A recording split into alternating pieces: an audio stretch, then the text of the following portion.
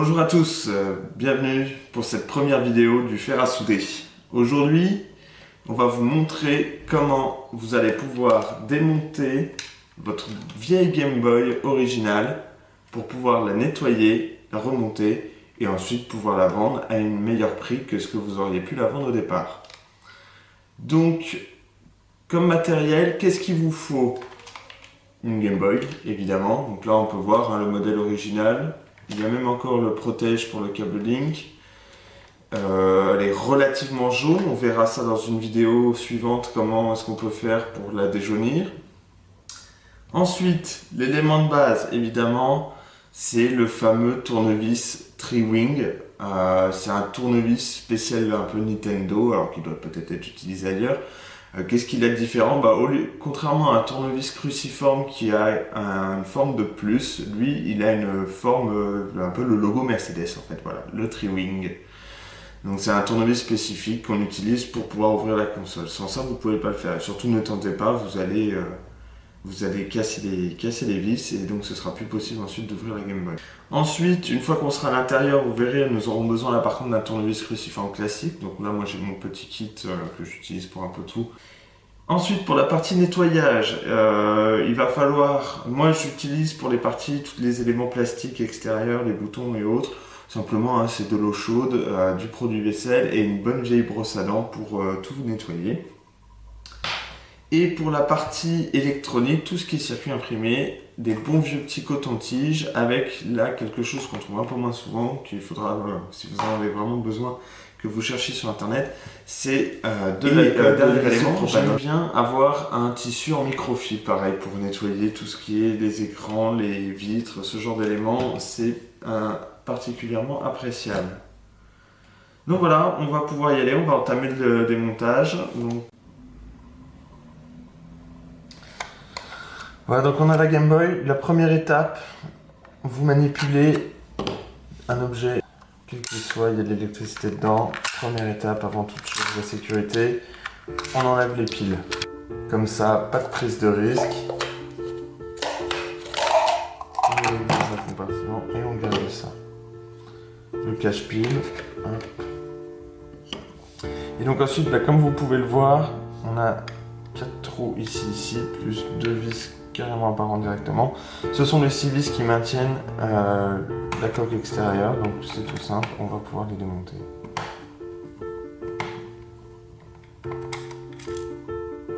Alors, ce que je vous recommande, c'est de bien les garder à un endroit tout ensemble, donc là on va les mettre dans le bout.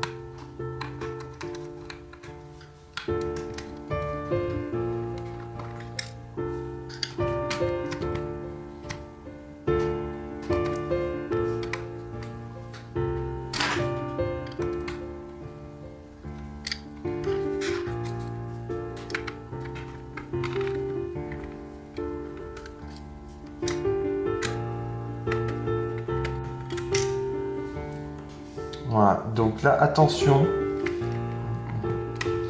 il y a un élément à l'intérieur, je vais vous montrer ça délicatement. Voilà, comme vous voyez, on a une bande qui est connectée d'un côté à un autre, donc il faut absolument pas tirer, sinon vous allez tout arracher et sans doute casser quelque chose. La technique c'est simple, glissez vos doigts à l'intérieur, vous la saisissez de chaque côté et vous tirez délicatement, hop, hop, hop, et voilà, elle vient toute seule. Et voilà, on a une Game Boy séparée en 2 parties. Donc là, comme je vous disais tout à l'heure, on a ouvert la première partie avec le tournevis Tri-Wing. On va maintenant revenir à un plus classique, un tournevis cruciforme.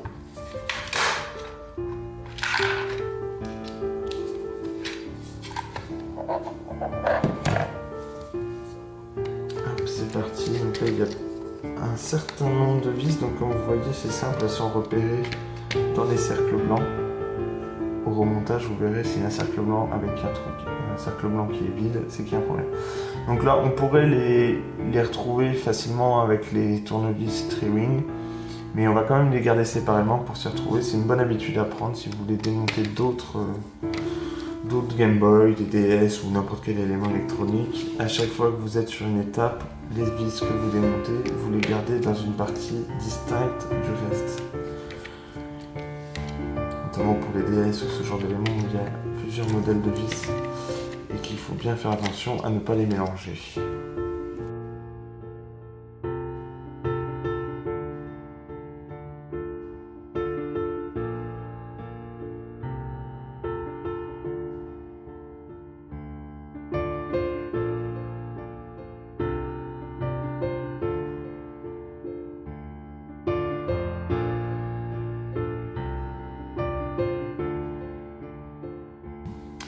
Voilà, donc en tout il y a 10 vis à démonter.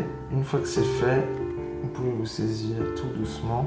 On va les placer à côté sur le microfibre pour que ça ne s'abîme pas. Voilà, donc là ici vous allez retrouver les Start Select, les différents connecteurs, les boutons et la croix. Tout ça, ça va partir.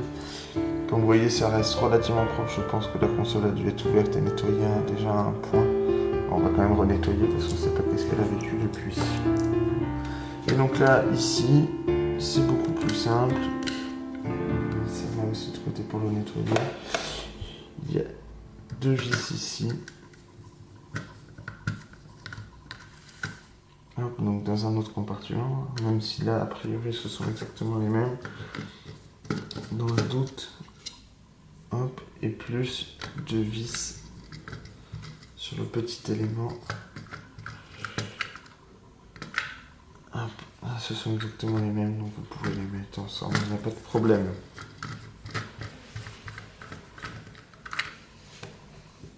Hop là.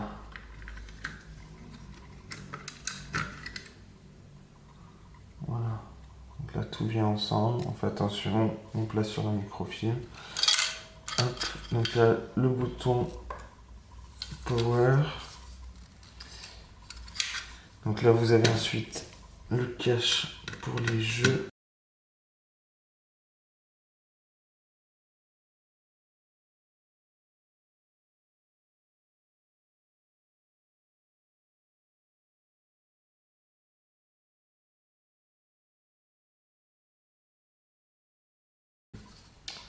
Et voilà, il nous reste plus que des éléments là, ici pour les piles, les connecteurs. Donc comme vous voyez c'est simple, c'est une petite languette qui retient. On appuie dessus. Et ensuite il n'y a plus qu'à pousser. Et voilà. Si c'est oxydé, notamment les connecteurs, hein, c'est une partie qui vient souvent avec les piles qui coulent. C'est très simple pour les nettoyer. Vous laissez baigner dans du vinaigre blanc pendant quelques minutes. Et ensuite, il n'y a plus qu'à frotter. Et ils seront comme neufs.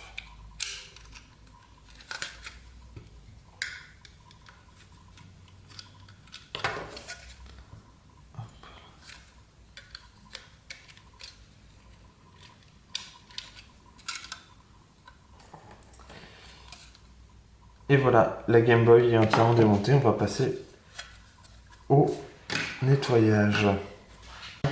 Vous prenez les différents éléments plastiques, donc en l'occurrence la coque, vous voyez que tout a été démonté, et on la plonge dans un mélange d'eau chaude, et moi j'utilise du produit vaisselle, tout ça.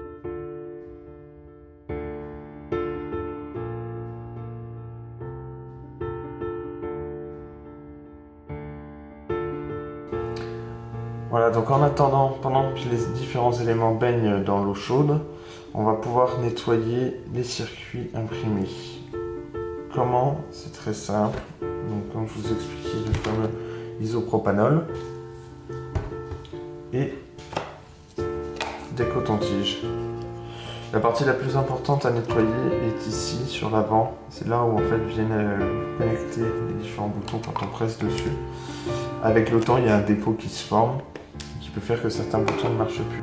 Donc on trempe le coton-tige dans l'isopropanol et ensuite on va simplement venir frotter délicatement.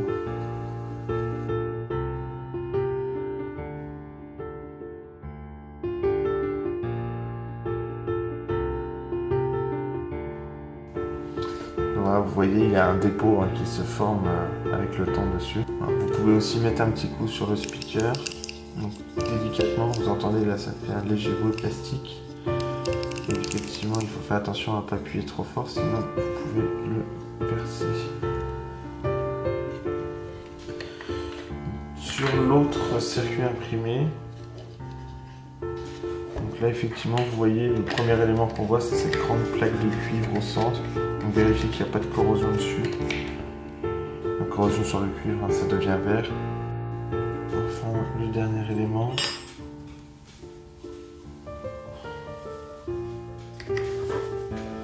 Donc là je vais prendre la microfibre directement. Un petit peu comme ça.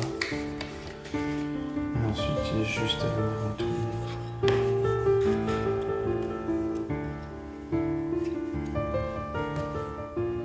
Donc ensuite on revient à notre bac. Donc les différents éléments ils sont là.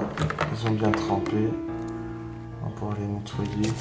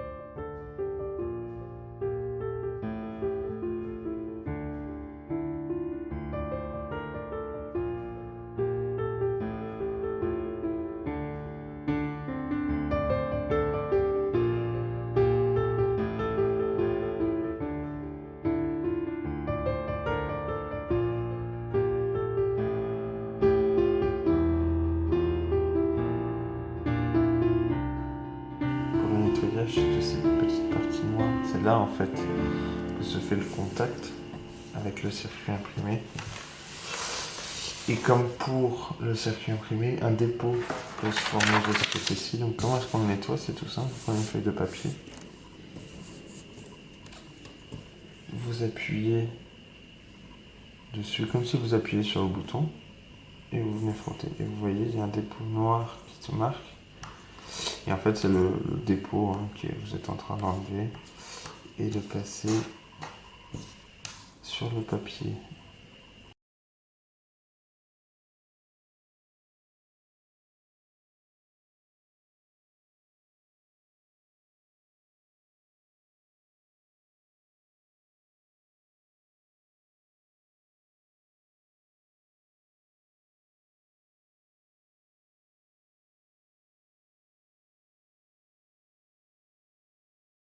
Donc, les premiers éléments à remonter, ce sont les éléments, les connecteurs des piles. Donc comme vous voyez, ils sont numérotés W1, W2, W2. Donc, mais c'est assez logique, le W1 est l'élément qui est tout seul, et les W2 sont ceux qui sont ensemble en bas. Donc comment est-ce qu'on fait? Vous sélectionnez la petite languette, doit être vers votre doigt, et vous avez juste à faire glisser jusqu'à ce que ça vienne se clipser. Voilà, vous avez entendu.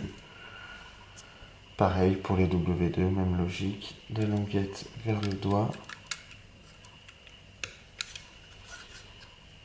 Et on glisse jusqu'à ce que ce soit clipsé. Et pareil ici.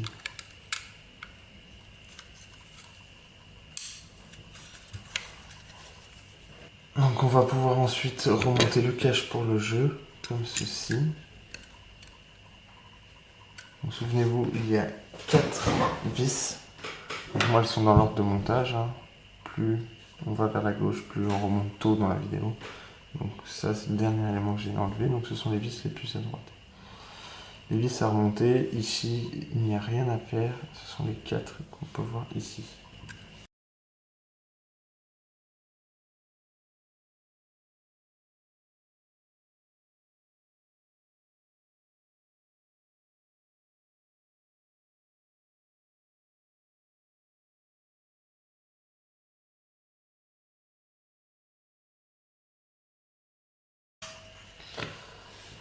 Voilà, c'est remonté. On va pouvoir ensuite remonter le circuit imprimé qui est de ce côté-ci. Donc c'est celui qui est un peu en forme de 9. Donc vous allez glisser la petite bande ici, dans l'entre-deux. Bien glisser les connecteurs de pile au bon endroit. Et ensuite le reste vient s'insérer assez facilement. Donc là encore, donc on reprend les quatre vis suivantes. Il y en a deux à placer, donc souvenez-vous, ici et ici, dans les éléments en plastique noir. Et aussi en bas, là encore, dans les éléments en plastique noir.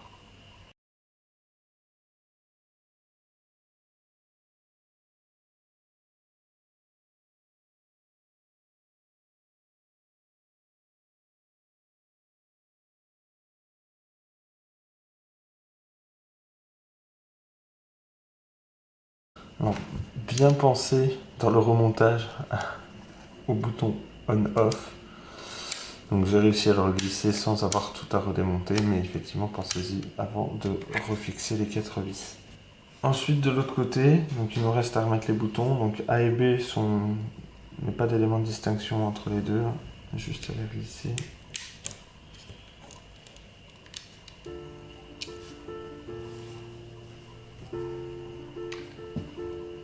La croix directionnelle. Elle aussi, pas d'élément distinctif. Ensuite on vient replacer les plastiques mous. Donc le Start Select avec les petites encoches pour les fixer. Pour A et B, là encore les petites encoches. Ça sert à rien d'appuyer fort, hein. Ils vont pas pouvoir s'enfoncer complètement. Voilà. Les différents éléments sont remontés. Il n'y a plus qu'à refixer le circuit imprimé dessus. Donc souvenez-vous, il y a une dizaine de vis, là encore avec un tournevis récipient. Le speaker vient sans, il y a une toute petite encoche que vous retrouvez pour fixer le speaker. Et ensuite, il y a juste qu'à glisser le circuit imprimé dans les éléments en plastique.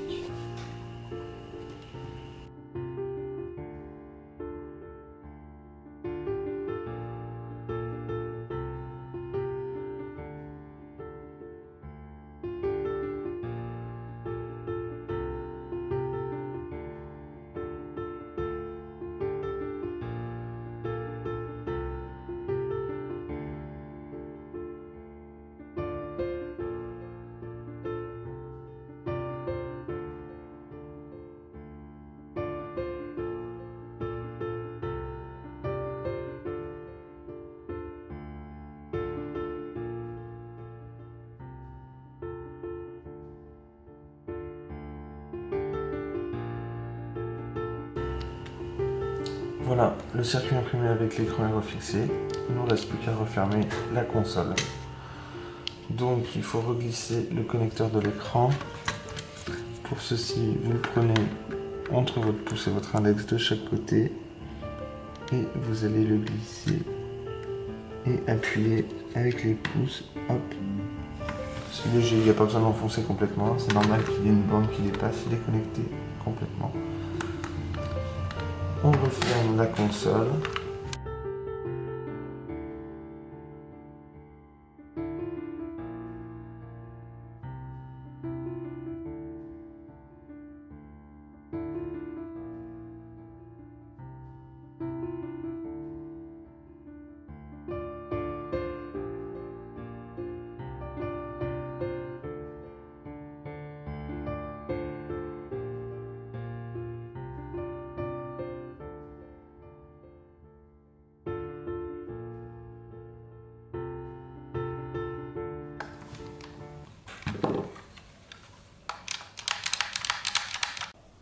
Voilà, cette vidéo est terminée, j'espère qu'elle vous aura plu.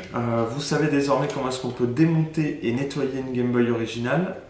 Dans des prochaines vidéos, nous verrons comment la blanchir pour qu'elle perde cette belle teinte jaunâtre à l'aide d'une lampe à UV et d'un produit pour les cheveux. Nous verrons aussi comment résoudre le problème des fameuses lignes qui ne sont pas des pixels morts qui s'affichent à l'écran. Ce problème, vous pouvez le résoudre, on verra, avec un fer à souder. Et ensuite, nous passerons sur d'autres consoles, voire d'autres objets carrément. Voilà, donc si la vidéo vous a plu, n'hésitez pas à laisser un like, à vous abonner pour voir les prochaines vidéos. Et je vous dis à la prochaine fois.